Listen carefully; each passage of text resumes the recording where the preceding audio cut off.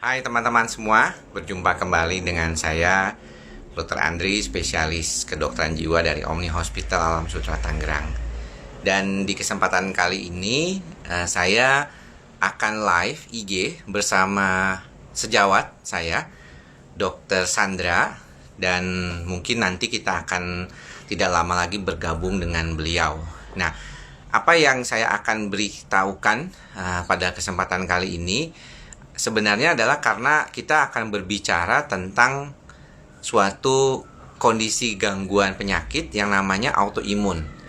Nah, Dokter Sandra ini adalah seorang dokter spesialis penyakit dalam. Beliau adalah seorang dokter penyakit dalam spesialis konsultan reumatologi. Dan hari ini kita mau berbicara tentang penyakit autoimun dan hubungannya dengan masalah kejiwaan, ya. Nah, tadi saya sudah kontak beliau dan mudah-mudahan dalam waktu dekat ini beliau sudah ada nih di tengah-tengah kita. Nah, ini sudah ada dari beliau nih. Kita akan sapa dulu ya.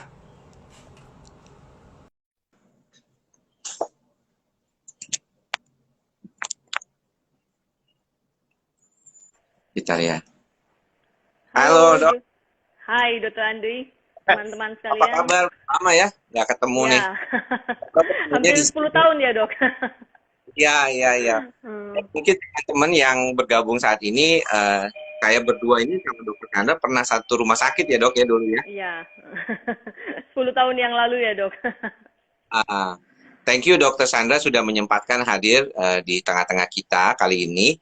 Dan saya mungkin tadi sempat memperkenalkan buku Dokter Sandra ini kepada Makasih teman-teman, dok. karena kita nih akan membicarakan tentang satu hal yang berkaitan dengan penyakit autoimun. Walaupun mungkin dari sisi saya sebagai dokter jiwa ingin juga memberikan sedikit gambaran tentang betapa kondisi gangguan penyakit autoimun ini juga seringkali ditemukan pada praktek saya sebagai dokter jiwa. Mereka datang dengan keluhan-keluhan depresi dan cemas. Ini juga seringkali alami ya. Nah, tapi mungkin sebagai gambaran, kebetulan kita sudah banyak yang bergabung, Dok. Sudah lebih dari 48 orang. Dokter Ya, bisa sebutkan sebenarnya apa sih, Dok, penyakit autoimun itu? Walaupun di dalam buku ini saya juga baca lengkap sekali apa sumbernya. Tapi dokter bisa sebutkan mungkin apa sebenarnya penyakit autoimun ini? Karena belakangan ini jadi tren ya dok ya. Karena betul. ada beberapa artis juga yang kemarin bilang katanya dia mengalami autoimun gitu. Ya, ya. Jadi selamat sore teman-teman sekalian dan Dokter Andri. Terima kasih atas kesempatannya. Jadi teman-teman kita pada sore hari ini akan berbincang-bincang mengenai masalah psikologis dalam autoimun. Ini suatu topik yang mungkin tidak begitu sering ya dok ya. Biasanya saya berbincang-bincang mengenai penyakit autoimun itu sendiri. Tapi hari ini kita akan menyinggung salah satu bagian terpenting dalam penyakit autoimun, jadi masalah psikologisnya. Nah, mengenai penyakit autoimun itu sendiri sebenarnya bukan suatu penyakit tunggal ya dok ya, tapi dia Hmm. merupakan suatu kumpulan daripada beberapa jenis penyakit, mungkin lebih dari 100 macam penyakit, di mana intinya ada suatu kesalahan dalam sistem imun. Jadi tubuh kita ini punya suatu sistem namanya sistem imun. Sistem imun ini sebenarnya fungsinya sangat baik ya, jadi berguna untuk memerangi bakteri, infeksi, ataupun benda asing yang masuk ke tubuh kita. Jadi sebenarnya sistem imun itu merupakan sistem pertahanan tubuh kita untuk melawan infeksi bakteri virus ini.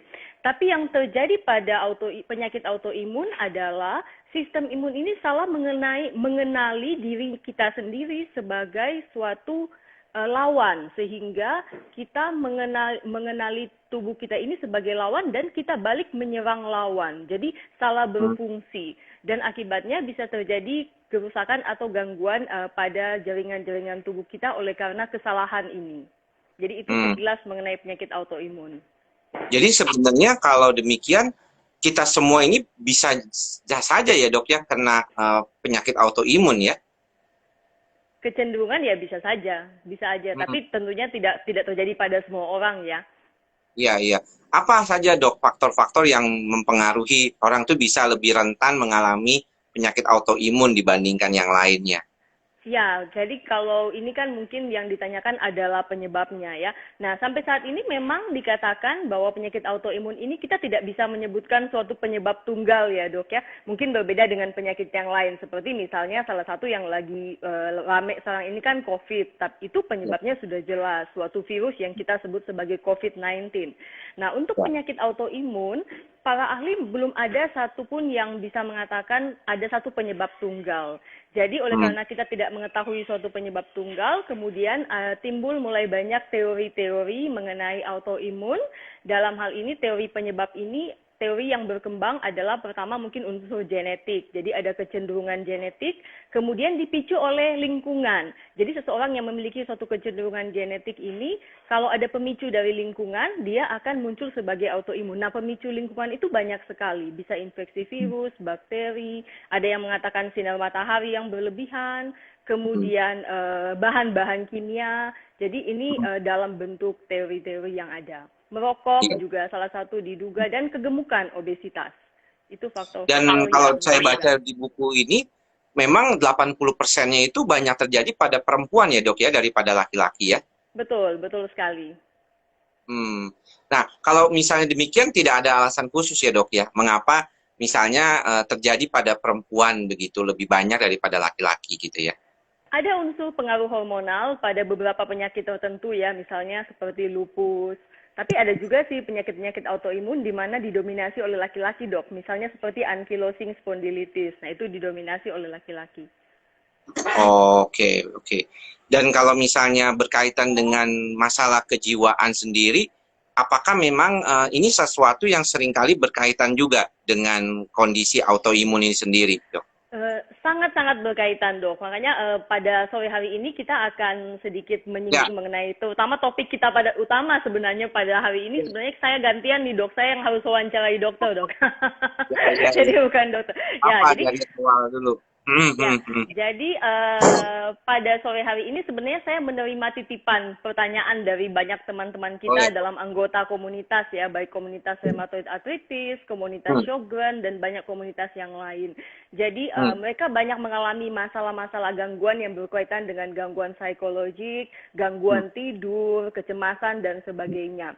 Nah mungkin saya akan mencoba bertanya beberapa pertanyaan mereka ya dok ya, untuk dibahas. Baik, dok. Yang pertama itu adalah masalah pada waktu terdiagnosis. Sebenarnya ini bukan masalah pasien aja, ini masalah dokter. Jadi pada saat pertama kali seseorang terdiagnosis dengan penyakit kronik dok ya, jadi ada suatu tahapan-tahapan yang kita mesti lalui dalam hal ini, tahapan-tahapan gangguan psikologik. Nah mungkin dokter bisa memberikan sedikit saran-saran pada seseorang pada waktu pertama kali terdiagnosis, ada tahapan seperti sedih, marah, tidak percaya, menyangkal, dan sebagainya.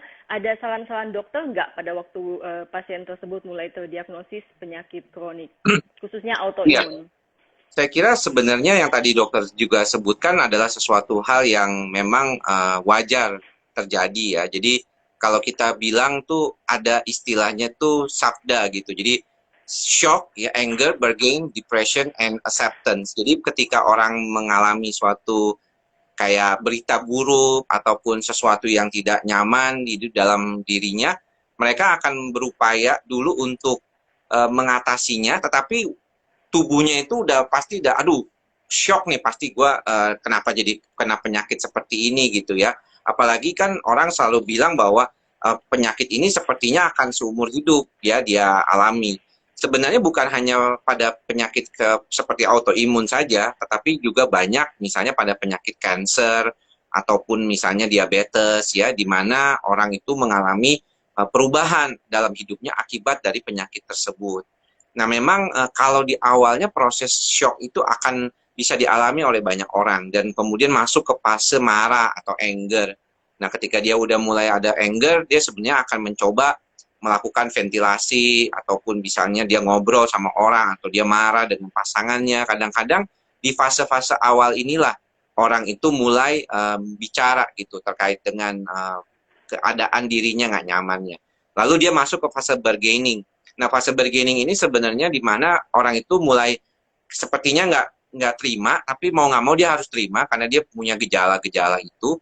Dan seperti yang dokter sebutkan di dalam buku dokter juga, banyak orang tuh terdiagnosisnya lama karena fase bargainingnya kelamaan gitu dok. Jadi ketika seorang dokter mendiagnosis ini kira-kira ke arah autoimun gitu, ataupun dia sudah terdiagnostik dengan pemeriksaan, dia masih nggak merasa ini sesuatu yang benar nih. Ah, jangan-jangan ya dokternya salah nih. Nah, di saat bargaining inilah kadang-kadang teman-teman juga yang pasien yang mengalami autoimun ini bisa mendapatkan informasi yang salah gitu dok ya.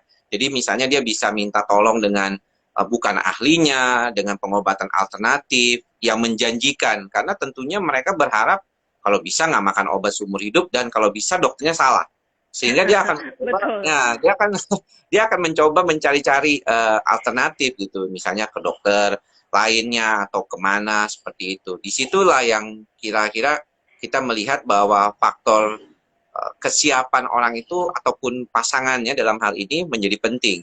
Karena biasanya kalau teman-teman yang mengalami penyakit ini ya, kebanyakan saya lihat kalau di dalam praktek mereka datang ketemu saya itu dengan pasangannya. Memang ya, karena pasangannya sendiri udah, aduh kayaknya capek nih, dia kan nggak ada enaknya badannya, apalagi kalau yang kena fokusnya ke kayak dokter sering kali alami misalnya bertemu pasien yang masalahnya rheumatoid ya, jadi ke joint and muscle ya, jadi otot dan sendinya itu rasanya badan kalau pagi udah kayak nggak bisa bergerak seperti itu, dan itu yang membuat mereka semakin stres gitu. Dan ketika masuk ke fase bargaining kemudian fase depresi. Nah disinilah sebenarnya peran dokter jiwa banyak ditemukan gitu ya, di mana si pasien ini sudah didiagnosis suatu kondisi tertentu, kemudian dia mengalami gejala-gejala depresi. Nah, kita bisa bantu karena pada saat dia mengalami fase ini, sebenarnya fase ini agak sedikit kalau kita bilang tuh cair lah istilahnya. Dari depresi dia bisa balik lagi ke bargaining. Jadi ketika depresinya itu tidak terlewati dengan baik, dia bisa ragu lagi. Ah, saya bener-beneran nggak sih? Dia cari lagi.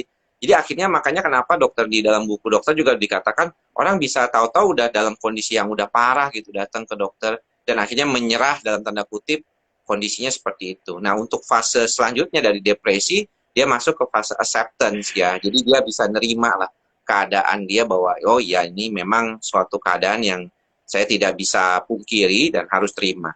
Padahal sebenarnya kita berharap di dalam prakteknya fase ini cukup cepat gitu di apa namanya dialami gitu oleh si orang tersebut supaya dia tidak terlalu berlama-lama dan akhirnya malah membuat penyakitnya tidak baik gitu.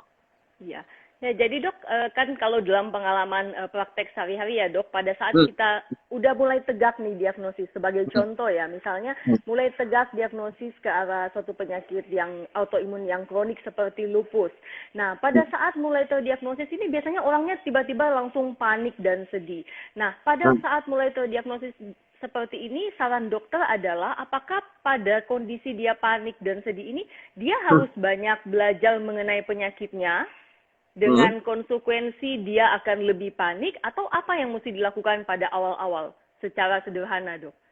Sebenarnya itu sama yang kita juga alami di dalam praktek sehari-hari sebagai dokter jiwa ya. Ketika dia dikatakan mengalami masalah kejiwaan tertentu, terutama kalau di bidang saya itu kan di psikosomatik ya. Jadi mereka tuh merasa bahwa mereka mengalami gangguan tertentu gitu. Tetapi kalau untuk kasus yang sebenarnya sudah pasti, misalnya dia mengalami masalah jantung, saya punya pasien misalnya, atau misalnya dia mengalami lupus seperti dokter punya pasien gitu ya, ketika dia mencari informasi yang baik dan tepat, itu sebenarnya bisa membantu dia mengatasi. Dan saya senang sekali kalau misalnya dokter dengan yayasan itu mempunyai support system ya, karena banyak orang, terutama kalau kita lihat mereka lebih menyukai adanya suatu kelompok senasib gitu ya, yang bisa membantu mereka menjalani. Kalau kami di kedokteran itu, di kedokteran jiwa, itu ada namanya kelompok yang namanya komunitas Schizophrenia Indonesia ya. Jadi peduli schizophrenia ini, KPSI ini ya, komunitas peduli schizophrenia Indonesia ini adalah terdiri dari bukannya pasiennya kadang-kadang tapi keluarganya gitu, yang di dalam gabungannya mereka kemudian saling memberikan apa namanya support seperti itu. Juga ada Bipolar Care Indonesia, kemudian juga ada Into the Light yang buat teman-teman yang mengalami depresi dan mengalami ide bunuh diri yang lebih dominan. Jadi sebenarnya menurut saya kelompok ini juga membantu mereka supaya senasib, karena kadang-kadang seringkali si pasien itu suka nggak percaya sama dokter karena si dokternya tidak mengalaminya. Jadi kalau kalau dokter mengalami yang seperti saya rasakan, mungkin dokter akan lebih empati kata dia gitu kan. Tapi Ya, kan dokter enggak mengalaminya, jadi dia butuh teman seperti itu. Jadi kalau menurut saya boleh aja kita mengambil informasi, namun usahakan informasi itu tepat. Sehingga kalau ada betul. yayasan atau ada website atau ada site yang bisa kita ambil sebagai informasi, itu akan sangat baik sekali sih menurut saya dok. Ya, betul sekali. Jadi kalau dia semakin dia tahu tentang penyakitnya, tapi dengan informasi yang benar, itu Iya, tentunya akan menunjang penyembuhan ya dok ya. Nah betul. dok, penyandang-penyandang autoimun ini banyak yang mengeluh, ada yang mengalami gangguan cemas, dan ada yang gangguan depresi. Nah mungkin dokter bisa bedakan dok, bantu kami untuk menjelaskan apa bedanya gangguan cemas dan depresi sebenarnya, dan bagaimana gejala-gejalanya. Ya, karakter penyakit ini memang dasarnya berbeda gitu ya, gejalanya beda, tapi sumbernya itu sama, yaitu ketidakseimbangan serotonin di otak gitu. Walaupun kalau pada pasien cemas itu akibat karena aktivitas yang berlebihan dari sistem saraf pusat yang namanya amigdala, pusat kecemasan kita. Jadi sebenarnya kalau untuk gejalanya, biasanya kalau secara gampangnya kita bilang, kalau cemas itu dia khawatir, was-was, takut gitu ya. Jadi dia misalnya takut nanti tangannya bengkok, kalau misalnya rheumatoid arthritis kan misalnya, atau misalnya dia takut nanti ditinggalkan oleh suami, biasanya suka begitu ada gitu kan. Betul, Jadi betul. ada ketakutan, kecemasan seperti itu, padahal itu belum terjadi gitu kan pada di awal-awal ini. Kemudian juga ada faktor yang berkaitan dengan depresi. Kalau depresi itu dia sudah dalam keadaan dia mengalami perasaan putus asa. Jadi kalau orang yang mengalami kondisi ini sepertinya sudah mengalami putus asa, itu biasanya uh, kita bisa mengatakan itu mengalami gejala depresi. Namun pada kondisi yang tadi dokter awal bilang, bisa saja nggak mengalami depresinya karena dia dapat informasi pertama gitu. Misalnya kayak Anda ini mengalami kondisi apa, misalnya terkait dengan keadaan rheumatoid arthritis atau misalnya penyakit autoimun yang lain lah.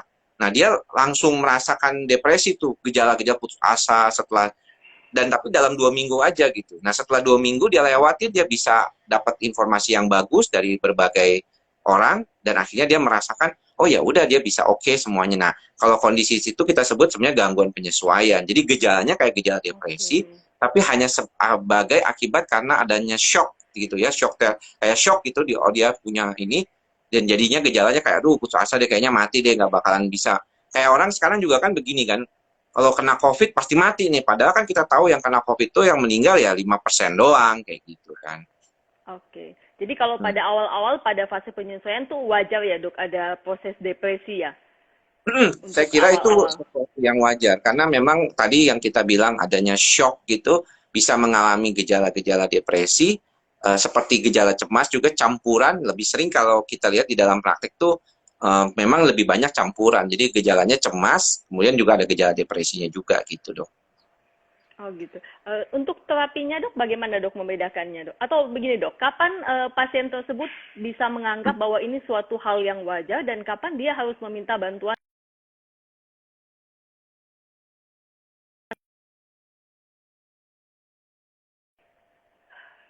Gimana, Dok, tadi? Ya, jadi kan itu adalah gejala-gejala yang mungkin pada awalnya kita anggap sebagai suatu kewajaran ya dok, depresi itu. Tapi mungkin dokter bisa memberikan pencerahan untuk penyandang autoimun, kapan tepatnya dia harus meminta bantuan seorang profesional, dalam hal ini seorang psikiater, untuk mengatasi masalah psikologik yang dia alami. Kalau dari sisi saya sebenarnya kebanyakan ketika orang itu tidak mampu beradaptasi lagi dan mengganggu kehidupannya sehari-hari. Jadi kalau rasa cemas yang dia alami itu sampai mengganggu kehidupan sehari-hari, dia nggak bisa kerja, dia nggak bisa melakukan aktivitas sehari-harinya sebagai ibu rumah tangga misalnya. Nah itu kita perlu bantu segera untuk mengatasi. Tapi ada beberapa kasus kebanyakan memang dimulai karena kondisi gangguan cemas dan depresi itu biasanya gejala yang paling awal pertamanya adalah gangguan tidur. Jadi perubahan pola tidur itu adalah salah satu tanda awal mengalami cemas. Pasien saya selama masa COVID-19 ini, pandemi ini, 3 bulan terakhir itu, hampir lebih dari setengahnya kalau saya praktek itu masalahnya gangguan tidur. Jadi pasien baru yang datang karena gangguan tidur. Kenapa? Karena memang gangguan tidur ini adalah pertama kali respon seorang yang mengalami masalah kejiwaan itu biasanya terganggu tuh tidurnya dulu gitu dok. Kalau kami di kedokteran jiwa kebanyakan demikian pasiennya. Nah itu juga terjadi juga pada pasien yang sering kali kita temukan. Seperti misalnya saya punya pasien yang lupus ya, Sjögren ini cukup banyak ya dok ya belakangan ini ya, Sjögren syndrome ini banyak. Betul. Mereka sulit tidur, kebanyakan sulit tidur karena satu sakitnya bisa uh, kakunya itu nggak enak, rasa nggak nyamannya itu, atau memang cemasnya yang memang terjadi gitu. Nah, dok, menyangkut gangguan tidur nih. Ini Hmm, berdasarkan polling yang singkat, ternyata gangguan tidur ini masalah utama bagi hmm, teman-teman penyandang autoimun. Nah, ya. pertama mereka ingin tahu, dok, yang disebut dengan gangguan tidur itu apa? Jadi definisinya tuh berapa jam atau bagaimana? Oh, Apa yang dimaksud dengan gangguan tidur? jadi gangguan tidur itu adalah gangguan memulai tidur. Yang paling sering kan insomnia. Jadi gangguan tidur itu banyak dok. Ada insomnia, ada hipersomnia, ada restless leg syndrome seperti itu. Tapi yang paling sering itu adalah insomnia. Nah, insomnia itu adalah kesulitan untuk memulai tidur, satu, mempertahankan tidur, dan terbangun awal. Jadi kalau misalnya si pasien ini mengeluhnya yang mana? Oh saya terbangun awal misalnya. Jadi saya tidur biasa, bisa tidur saya. Jam 10 saya tidur, tapi jam 2 saya bangun dan nggak bisa tidur lagi. Nah itu juga salah satunya insomnia. Atau saya kebangun-bangun setiap jam, tiap jam saya bangun, tiap jam bangun gitu. Nah itu juga insomnia. Atau yang lebih biasanya paling dialami yaitu susah tidur. Jadi nggak bisa masuk tidur gitu. Udah ngantuk, nguap-nguap kayak apa, tapi tetap aja nggak bisa, matanya tuh nggak bisa merem. Nah, itu yang sering terjadi. Nah, kalau ditanyakan berapa sih normalnya tidur, kalau dari berbagai buku dan penelitian itu sebenarnya lebih baik tidur itu tidak kurang dari 5 jam. Jadi minimal tuh 5 jam. Tapi 5 jam itu hanya untuk bisa berfungsi normal. Artinya mencegah kondisi jelek, dalam artian ini paling sering jantung ya yang dikaitkan dengan masalah seperti ini. Yang kedua adalah kalau misalnya mau sehat jiwa gitu ya, artinya lebih merasa well-being ya, merasa bahagia, sentosa seperti itu, maka lebih baik tidur itu minimal 6,5 jam sampai 8 jam. Itu yang paling dianggap tuh baik. Dan tidurlah lebih baik di antara jam 8 sampai jam 12 malam. Jadi jangan tidur terlalu awal, misalnya jam 6 sore, jam 7 sore, jam 7 malam, tapi juga jangan tidur di atas jam 12 malam. Tidurlah di antara rentang jam 8 sampai jam 12 malam. Itu sebenarnya yang paling sering disarankan kalau untuk masalah tidur gitu. Dan memang paling banyak gangguan tidur itu seperti awal pertamanya orang mengalami cemas tuh dia nggak bisa tidur gitu. Dan saya pernah mengalaminya juga di antara kondisi COVID ini. Saya 1 hari itu, 2 hari saya nggak bisa tidur. Tanggal berapa sama tanggal berapa itu saya inget banget. Saya nggak bisa tidur gitu karena mungkin too exciting gitu ya dengan berita COVID waktu itu. Saya merasa kayaknya nih gimana nih ke depannya. Saya udah memperkirakan tuh dari 2 minggu sebelumnya nih kayaknya nggak bakalan selesai cepat nih. Benar kan kenyataannya. Tapi karena terlalu mikirin gitu dan informasi banyak, WhatsApp grup tiba-tiba penuh dengan berita seperti itu. Nah ini juga ya yang jadi problem. Makanya kenapa kita perlu mengenali juga sumber dari kecemasan kita tuh. Itu yang harus disadari. Gitu, dok. Ya, kalau mengenai mimpi buruk bagaimana, dok? Mungkin banyak di antara pasien yang mengeluh mengenai mimpi buruk di masa pandemi COVID ini. Mimpi buruk sebenarnya lebih karena faktor yang berkaitan dengan ininya ya, apa namanya, stage-nya atau tahapan tidurnya.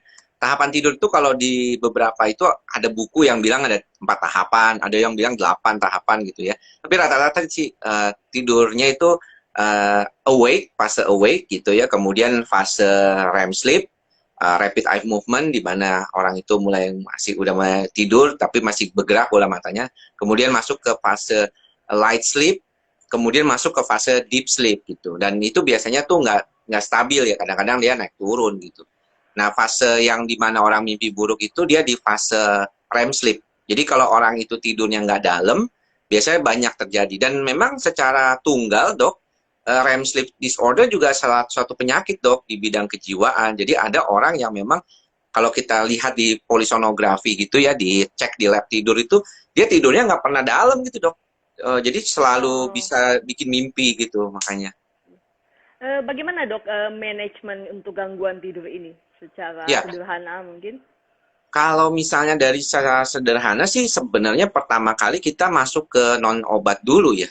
Jadi biasanya tuh patternnya, polanya ya dibenerin gitu ya. Tidurlah di jam yang sama, bangun di jam yang sama. Kemudian 1 jam sebelum tidur lebih baik tidak pegang-pegang HP kayak gitu.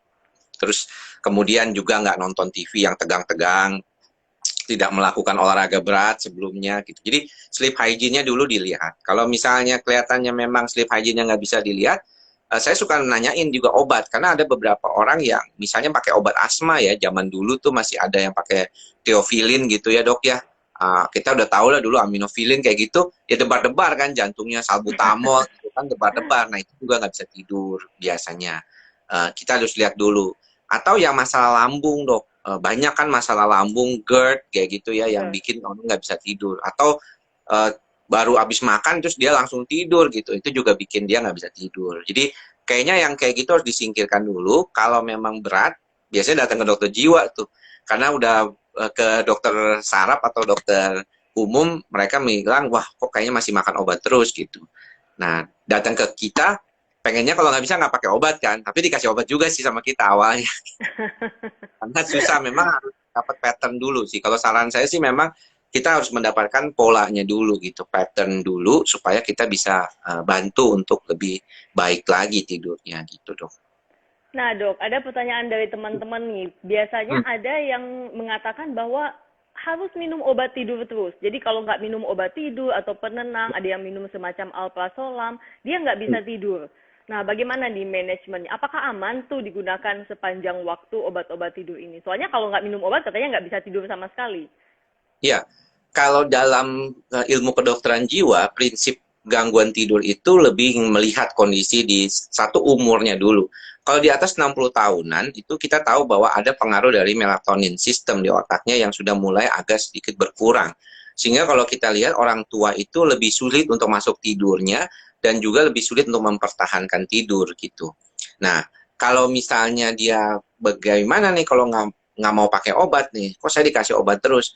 Kalau misalnya mau pakai obat, harus dengan pengawasan dokter, nomor satu seperti itu. Tapi kalau untuk penggunaan obat yang golongan benzodiazepin, seperti alprazolam yang tadi dokter bilang gitu ya, mereknya banyak tuh, Xanax, Alganax, Cipras, apapun lah mereknya itu banyak, itu saya tidak menyarankannya lebih dari 1 bulan, pemakaian rutin. Jadi pemakaian rutin itu tidak saya sarankan tiap bulan, itu tiap hari itu pakai itu terus. Apalagi kalau dia cuma tunggal sendiri, jadi cuma pakai alprazolam saja untuk tidur, kita tidak sarankan. Kalau dia pakai alprazolam dengan obat lain, misalnya antidepresan yang membantu untuk tidur, kita bisa bantu, kita bisa bantu itu. Gitu. Jadi itu yang biasanya kita sering kali lakukan. Dok, sebelumnya mohon maaf dok, ini saya punya apa HP ini, saya ada digital apa namanya tuh, screen time. Jadi kalau dia lebih dari 3 jam dia mati. Nanti saya harus off dulu untuk masuk lagi. Tapi nggak lama sih, itu cuma 1-2 detik lah paling. Iya, iya, nggak apa-apa, Dok. Saya pakai digital balance sebabnya supaya memang yang tadi saya bilang salah satunya kita supaya nggak terlalu terfokus sama ini ya HP. Karena HP ini sendiri punya blue light ya, dia yang bisa membuat kita tuh tetap awake. Makanya kalau teman-teman Oke. mau tidur kemudian pakai baca di iPad atau di tablet ya, di tablet terus kemudian baca di handphone, itu seringkali kurang baik karena nanti tidurnya jadi nggak dalam gitu dok, yang tadi dokter bilang karena ada Oke, blue light ya. kita itu. Itu informasi yang sangat menarik sekali, Dok. Mungkin perlu disimak oleh teman-teman sekalian. Nah, Dok, kadang-kadang nih dalam sesi konsultasi ya, ada pasien dengan keluhan-keluhan terlihat terlihat dari kacamata psikologis bahwa pasien itu terlihat cemas ya. Jadi ya mungkin memang saya tidak dokter lebih ahli untuk menilai seseorang itu cemas atau tidak. Namun secara penampakan terlihat cemas dan dari keluarga pun mengakui bahwa memang orangnya ini sangat cemas untuk berbagai hal lah, artinya kecemasan yang berlebihan untuk hal-hal. Tapi dari pasien tersebut menyangkal bahwa dia ada gangguan cemas. Jadi dia Ya, bilang saya baik-baik aja, tapi semua orang bilang saya cemas. ya. Apakah ini suatu proses yang wajar atau bagaimana dan bagaimana kita harus menyikapi hal ini? Ya, kalau kita melihat dari sisi pemeriksaan kejiwaan, memang kan ada yang subjektif, sifatnya ada yang objektif gitu ya. Kalau keluhan tuh subjektif kan. Kalau yang sifatnya tanda dan gejala, simptomnya dia adalah objektif. Nah, objektif ini kan kita bisa dapat dari aloanamnesis atau dari keluarga, dari pasangan, dari orang tuanya kadang-kadang. Nah, ada beberapa kasus sebenarnya kalau untuk pasien yang gangguan cemas, biasanya mereka cukup lumayan sih dok. Awareness-nya tuh ada terhadap keadaan. Karena menderita kan kalau kita mengalami cemas itu. Kita nggak enak lah rasanya. Nah, tetapi ada juga yang denial. Ya, biasanya nih yang dulunya tuh banyak yang kalau kita lihat tuh, saya nggak tahu, mungkin dalam praktek dokter apa pernah melihat ya, kelihatannya dulu tuh dia strong sekali lah. A strong woman ya kebanyakan ya, dan tiba-tiba dia kena penyakit autoimun, dia langsung kayak drop gitu, kayak istilahnya tuh udah apa, akhir dari dunia gitu, seolah-olah tuh wah ini kayaknya ada uh, apa kondisi yang nggak nyaman gitu buat dia gitu kan. Uh, nah ini yang kemudian membebani dia gitu, dan akhirnya dia merasakan kalau dia tetap menampakkan kecemasannya, apalagi secara verbal seperti itu dia ngomong kalau dia cemas, itu akan membebani keluarga, membebani suami atau istri gitu ya kalau dia laki-laki gitu ya. Dan itu dia nggak mau gitu. Jadi denialnya itu yang lebih kuat. Namun kan kita bisa lihat objektifnya. Kayak dokter jiwa nih, walaupun sekarang nih dok ya susahnya kita kalau ketemu pasien kan pakai masker, rada sulit, rada susah buat psikiatri itu rada-rada repot karena kita nggak bisa ngelihat afeksinya. Walaupun ya dulu kita belajar juga ya bagaimana melihat mata ya sebagai salah satu ekspresif dari seseorang hati dan perasaannya. Tapi tetap kita sebenarnya pengennya kalau bisa lihatnya secara utuh gitu ya kayak ini. Nah ini yang seringkali kita bisa lihat ternyata walaupun dia bilang oh enggak saya nggak cemas, tapi sebenarnya dia cemas gitu. Ya, kalau depresi terselubung itu sebenarnya dari secara medis ada nggak dok itu? Ya, Depresi terselubung. uh, mass depression itu sebenarnya atau depresi terselubung itu adalah uh, apa ya kalau kita bilang itu old term gitu sebenarnya dulunya tuh. Nah, yang sekarang itu banyak bingung nih yang mungkin saya ingin tanyakan juga ke dokter, kebetulan dokter bidangnya memang reumatologi, itu banyak yang kan masalah depresi terselubung itu banyak keluhan nyeri dok, keluhan nyeri Betul. gitu ya, kayak kelelahan, makanya dulu ada istilah chronic fatigue syndrome gitu ya, kelelahan kronis kayak gitu. Nah, ternyata kelelahan kronis yang dulu kita di kedokteran tuh bilang itu dustbin diagnosis, jadi diagnosis keranjang sampah gitu, fibromyalgia gitu kan. Itu Betul. ternyata yang ternyata masalahnya autoimun ya dok ya, Sjögren syndrome tuh kayaknya. Dan saya punya beberapa pasien yang saya katanya didiagnosisnya tadinya katanya apa fibromyalgia, ternyata saya Sjögren dok gitu. Nah, saya balik tanya ke dokter, ini seberapa sering dok mengalami gejala-gejala seperti itu? Awalnya kayak gejala kronik, fatigue, ya, kelelahan. Karena Sjögren syndrome juga gejalanya kan kelelahan ya dok ya? Betul. Jadi salah satu gejala penyakit autoimun ini kan bervariasi sekali ya dok ya. Jadi dia disebut sebagai great imitator. Jadi bisa meniru banyak penyakit yang lain. Nah Ya. memang salah satu pintu masuk untuk diagnosis kelainan-kelainan autoimun selain nyeri sendi. Jadi nyeri sendi itu merupakan salah satu gejala yang utama. Gejala yang lain yang bisa terjadi adalah chronic fatigue. Jadi misalnya pasien tersebut beraktivitas normal, tidak terlalu capek sebenarnya, tapi merasakan kelelahan yang sangat hebat seolah-olah dia memang habis bekerja berat atau kurang tidur, padahal waktu tidurnya biasanya cukup. Jadi suatu kelelahan yang istilahnya tidak wajar, ini kadang-kadang merupakan salah satu gejala daripada penyakit autoimun. Hmm, hmm. Dan memang apakah memang keadaan yang berkaitan dengan kalau dokter melihat sendiri secara umum dari teman-teman yang tadi mengirimkan pertanyaan kepada saya juga, apa memang kebanyakan lebih dari 50% itu mengalami gejala-gejala kecemasan juga dok ya autoimun itu ya? Sering sekali. Jadi terutama pada awal-awal terdiagnosis ya. Jadi ada fase-fase di mana mungkin dokter yang menangani seperti reumatologis ini harus menjadi seperti psikiater pada awal-awalnya, Dok. Paling nggak Ya, untuk unsur psikoterapinya. ya, ya, Ya, ya. jadi nanti dokter juga tolong jelaskan bagaimana apa itu psikoterapi dan bahwa terapi ternyata di bidang psikiater tuh tidak hanya pakai obat karena kebanyakan kadang-kadang mereka membutuhkan bantuan psikiater tapi ketakutannya tuh aduh nanti saya dikasih obat jiwa dok Jadi, jadi pada awal-awalnya kita memberikan ya mungkin suatu psikoterapi yang ringan, bahwa tidak semua penyakit itu tidak semua terdiagnosis lupus dan akhir dari hidup. Karena banyak yang sebenarnya terdiagnosis lupusnya ringan, Dok. Ya memang Ya, ada juga yang memang udah kondisi berat. Tapi yang justru memperparah kondisinya bukan penyakit lupusnya, tapi kondisi psikologiknya yang buruk. Itu yang lebih ya, memperparah.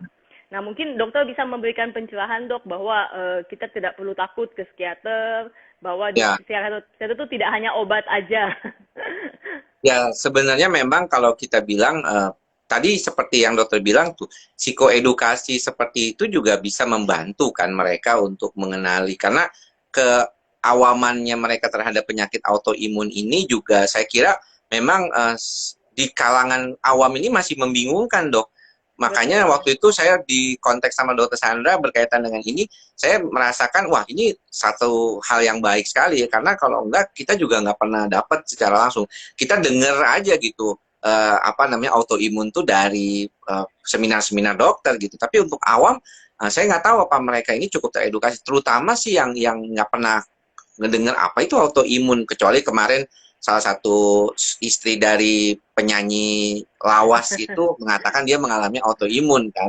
Jadi, wah Betul. orang langsung mikir apa itu autoimun gitu. Dan belakangan kan kayaknya kalau saya lihat di praktek banyak yang datang, lebih banyak ya penyakit autoimun. Saya selalu mengatakan saya ini ada autoimun loh dok, saya ada autoimun gitu. Jadi saya kira itu juga salah satunya, dan edukasi seperti yang tadi dokter katakan memang awal dari proses psikoterapi kan. Tapi selanjutnya memang untuk kasus-kasus yang berat, psikoterapi itu dia harus terukur ya. Jadi dia tidak hanya cukup dalam konteks sekali datang terus selesai, tapi dia terukur gitu. Misalnya dia 8 kali datang, 12 kali datang, dengan konteks dia melakukan psikoterapi yang cukup baik gitu. Namun kalau untuk kasus-kasus tertentu, saya kira tidak ada salahnya makan obat ya, walaupun kita tahu juga nih kalau misalnya terkait dengan penggunaan steroid ya pada pasien autoimun.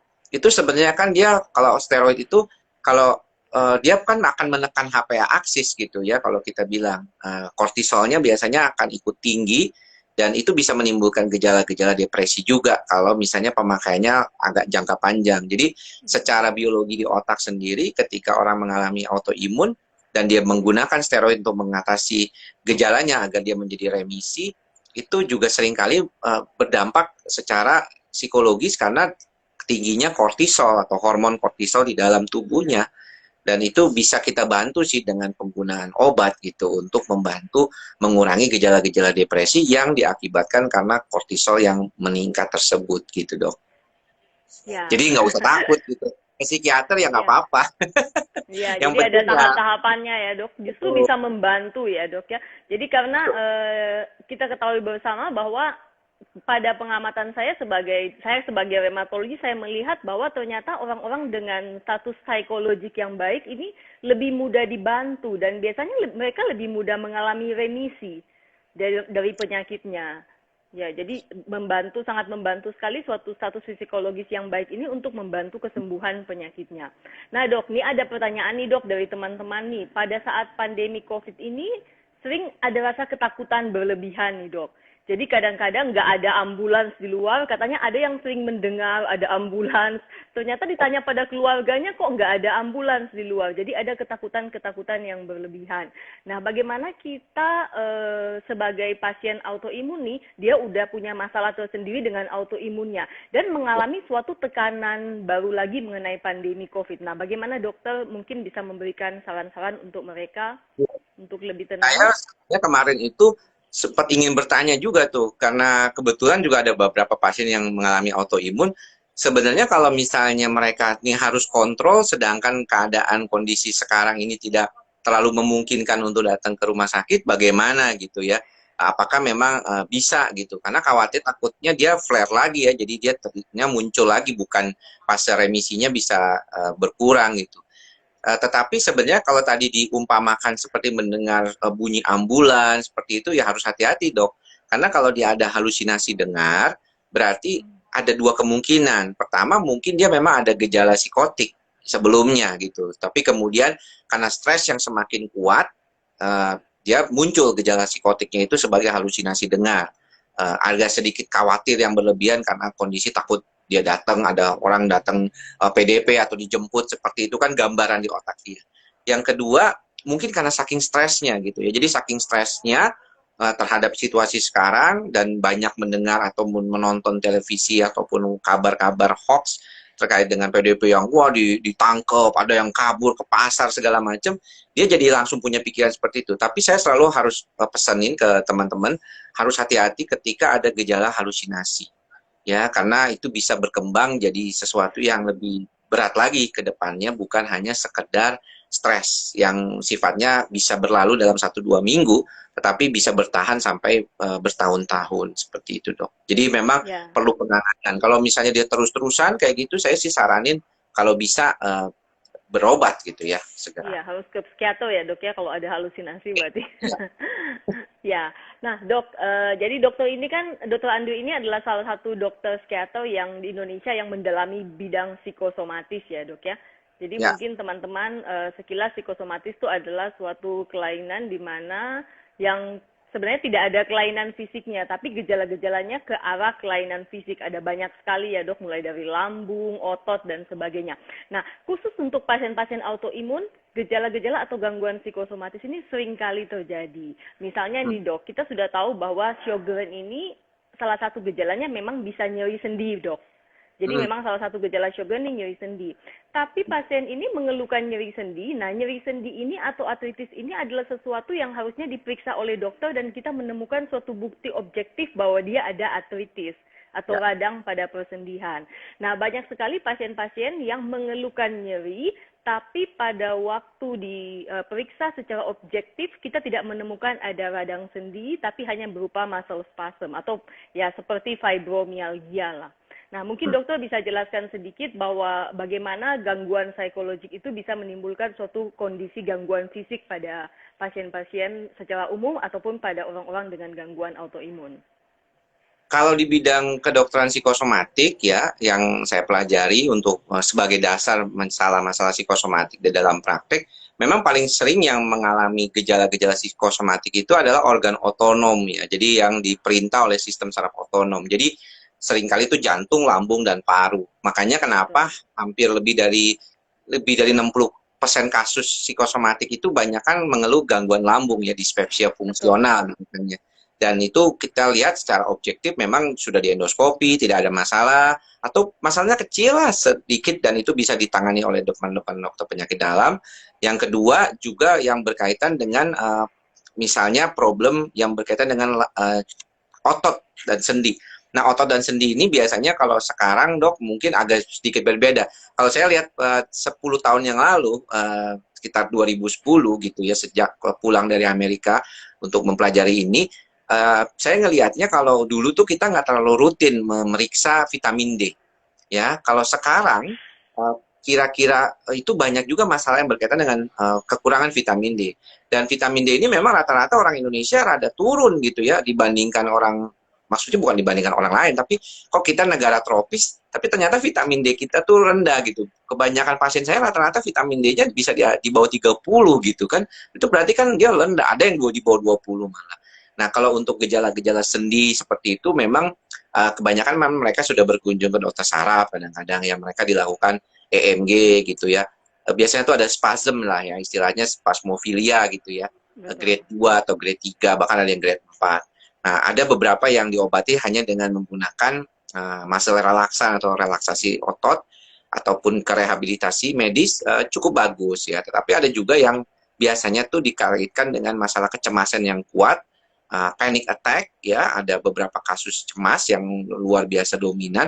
Nah, ini yang biasanya kita harus tangani gitu ya, bukan cuman untuk memberikan obat-obat simptomatik saja gitu. Nah, yang kayak gini ini yang biasanya ketemunya ke kita.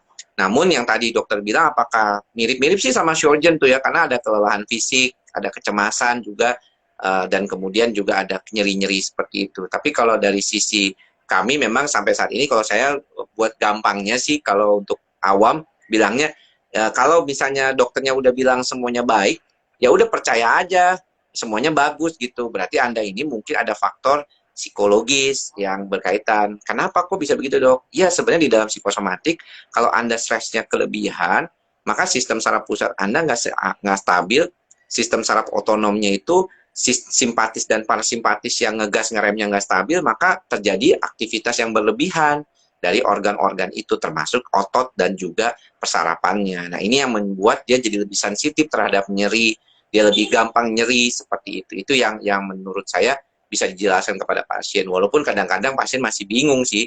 Dia bilang, tapi kok bisa nyeri beneran ya, kayak orang nyeri beneran gitu sakitnya. Jangan-jangan saya salah diagnosis begitu kan, orang selalu mencoba mencari-cari Betul. gitu pastinya gitu.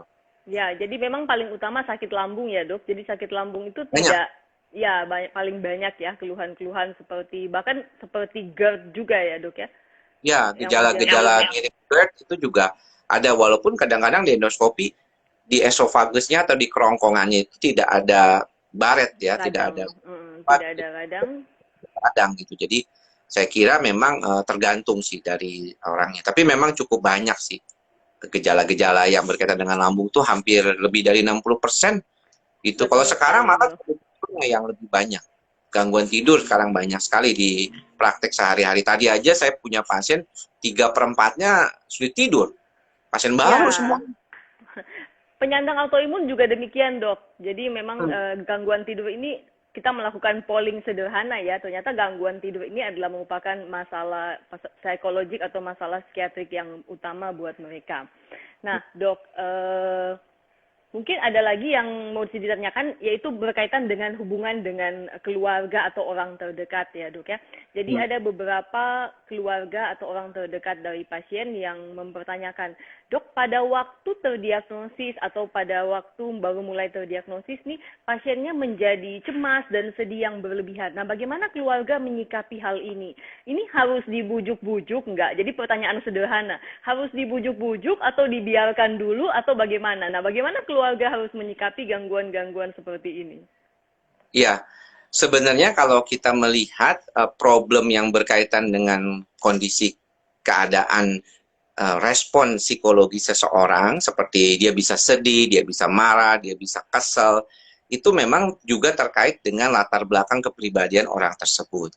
Jadi kalau misalnya orangnya memang dikenal sebagai orang yang manja gitu ya, memang dulunya juga sama keluarganya juga overindulgent ya, dimanja, pokoknya semua dilayanin seperti itu, kan kita bisa lihat kondisinya seperti itu. Nah, ketika dia didiagnosis sesuatu seperti penyakit kronis yang berat seperti Sjögren syndrome ataupun seperti lupus gitu ya, itu gimana nggak shock gitu. Dan dia harus mencoba mencari sesuatu keseimbangan gitu. Caranya gimana? Caranya adalah dengan nagging, dengan bergantung kepada orang lain. So dia butuh sangkutan begitu. Si pasien itu akan minta orang lain tuh memperhatikannya, orang lain untuk ayo dong gini. Nah yang kayak begini mungkin dia harus didapetin dulu gitu dok. Kadang-kadang nggak ada masalah seperti itu. Jadi oke, nggak apa-apa, yuk kita apa ya udah ya kita penuhi dulu lah kebutuhannya dia, kebutuhan psikologisnya gitu. Tapi lama-lama kita harus sadari bahwa kamu nih tetap loh harus strong loh, karena ujung-ujungnya situasi psikologi seseorang itu bukan tergantung orang lain. Saya selalu tekankan kalau saya buka kelas online ya, kalau belakangan ini sejak pandemi saya bikin kelas online buat anak-anak muda umur 25 sampai 35 tahun. Saya bilang Anda tuh kalau belajar mencintai diri sendiri, Anda tuh harus aware dulu. Karena segala sesuatunya itu dari kita. Anda nggak bisa bilang bahwa oh salahnya dia sih, ini sih sialan nih gara-gara penyakit ini, gara-gara ini, gara-gara itu. Makanya tadi kita buka ya dok ya dari awal dengan sebenarnya penyebab autoimun ini kenapa gitu, apa sih yang menyebabkan.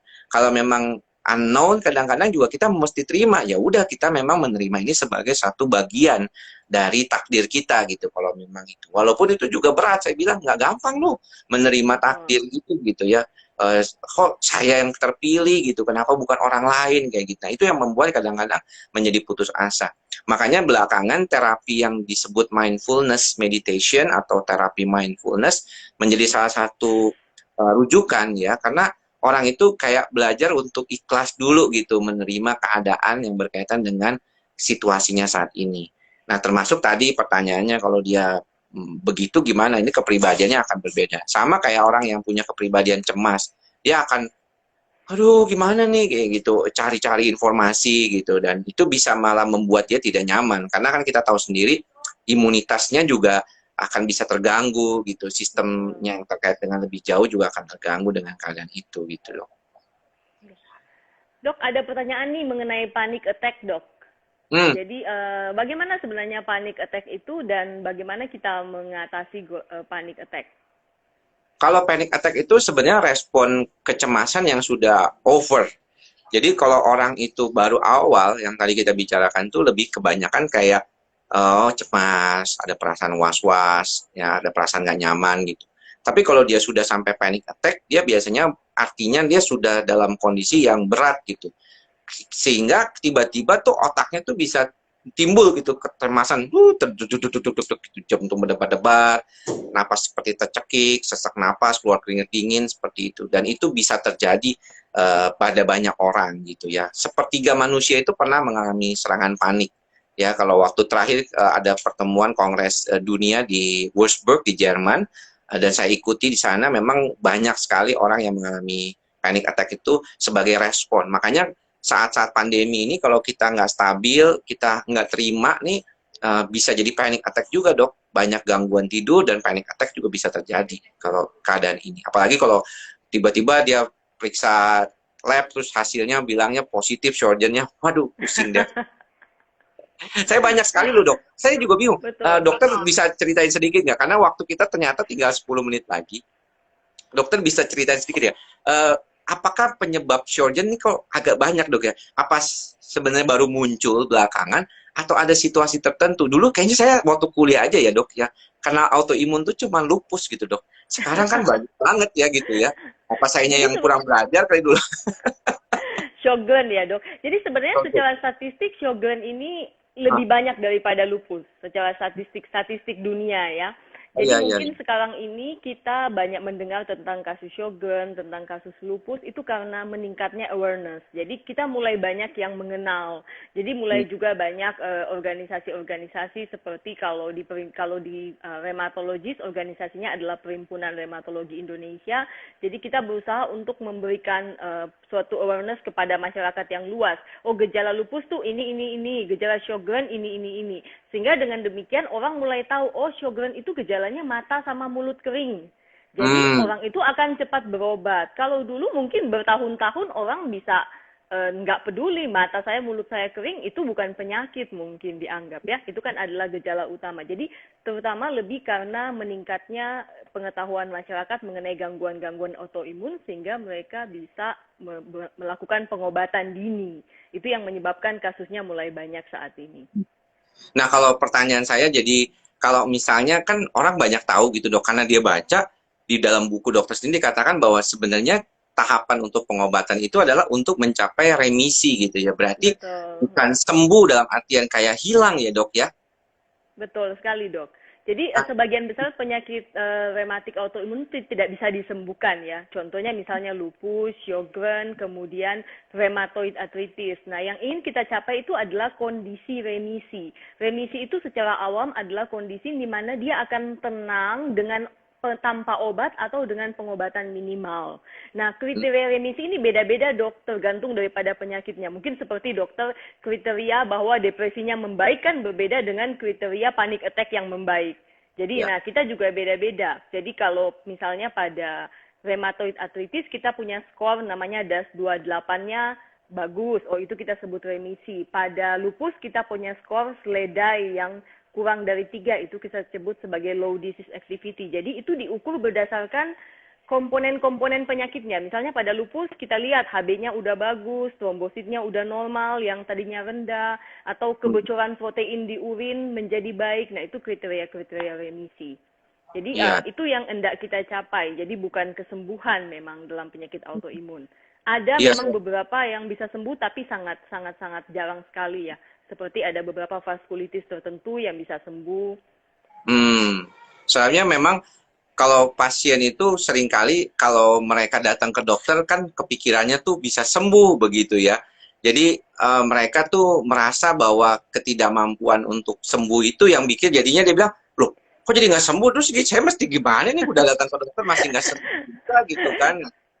Nah itu juga bikin sering diomongin gitu, dok. Bikin depresi itu, dok. Bikin depresi gitu kan.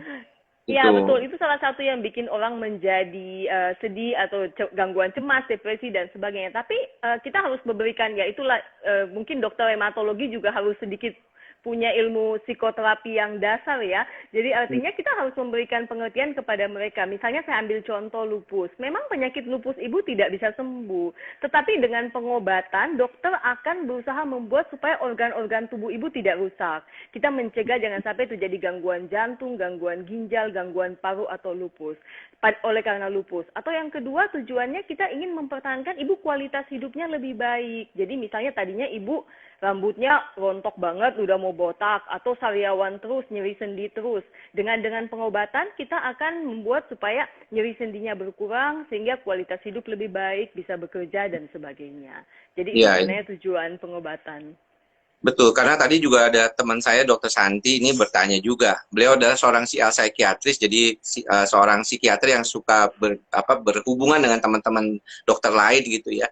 Dan apakah gejala yang minimalnya itu bisa membuat suatu keadaan dia tuh seperti normal gitu dok ya? Bisa kayak biasa aja gitu ya, kayak nggak kelihatan gitu, kayak dia punya penyakit gitu. Bisa apa segitu ya dok ya, tahapan remisi itu ya? Bisa, sangat bisa dok. Jadi sangat tergantung pada bisa mencapai tidaknya remisi dan keberhasilan pengobatan ini tergantung dua hal sebenarnya ya dok. Pertama diagnosis dini. Nah kalau kita mendiagnosis lupus sejak dini, sejak awal, bahkan orangnya pun kadang-kadang hanya keluhannya sangat minimal, laboratoriumnya sangat baik. Dia kalau terlihat di lingkungan seperti orang yang sehat-sehat saja. Tapi memang dia menyandang lupus. Yang kedua adalah kepatuhan pada pengobatan. Jadi kalau memang jadi pada penyakit rematik autoimun ini ada suatu inflamasi yang bersifat kronik. Jadi kalau pada suatu masa kita memotong atau memutuskan rantai inflamasi ini tidak akan memburuk sehingga kita tidak sampai pada suatu kondisi yang buruk, dan kalau tidak sampai pada kondisi yang buruk, orang ini akan terlihat seperti orang normal, dok. Jadi seperti kita aja. Jadi mungkin cuma misalnya HB-nya agak turun, trombositnya agak turun, tapi penampakan fisiknya sangat normal. Dan keluhannya nggak terlalu dominan ya dok ya, karena kadang-kadang Betul. kita tahu bahwa semakin sering orang mengalami keluhan, jadi penyakit kronis kan, rentangnya penyakit kronis itu kalau bertahun-tahun kemungkinan dia untuk mengalami gangguan-gangguan depresi dan cemas itu lebih tinggi gitu dok, daripada yang Betul. hanya penyakit akut yang baru ya paling seminggu 2 minggu sembuh. Kayak tipes kan jarang orang depresi gara-gara tipes, itu jarang tuh. Tapi kalau Iya. gara-gara diabetes tuh banyak gitu dok gitu ya gitu. Ya, Jadi tergantung sekali dok dari cepat lambatnya kita ketemukan. Misalnya seorang dengan rheumatoid arthritis yang saya bisa temukan bertemu dengan rheumatologis pada 1 bulan pertama atau 1,5 bulan itu akan berbeda sekali dengan orang yang baru ketemu rheumatologis setelah 3 tahun. Udah bengkok-bengkok, udah nggak bisa dibalikin yang cacatnya, ditambah lagi dengan problem depresi oleh karena keterbatasan dalam aktivitas sehari-hari ya. Jadi itu menimbulkan depresi. Jadi semakin cepat kita diagnosis, dia akan lebih cepat terlihat normal, dan gangguan psikologinya menurut saya lebih ringan sih dok ya. dibandingkan yang terlambat terdiagnosis. Ya saya lihat ini tadi pemirsanya sudah lumayan ya, lebih dari 102 yang tetap mengikuti perbincangan kita sampai saat ini. Dan saya lihat juga memang ada beberapa pertanyaan yang saya tidak bisa jawab karena memang tidak berkaitan dengan tema kita pada hari ini. Nanti deh saya jawabnya di YouTube aja karena banyak banyak pasien bertanya tentang cemas, panik seperti itu dok. Jadi saya lebih fokusin, kebetulan dokter Sandra ini kan lebih banyak di bidang autoimun.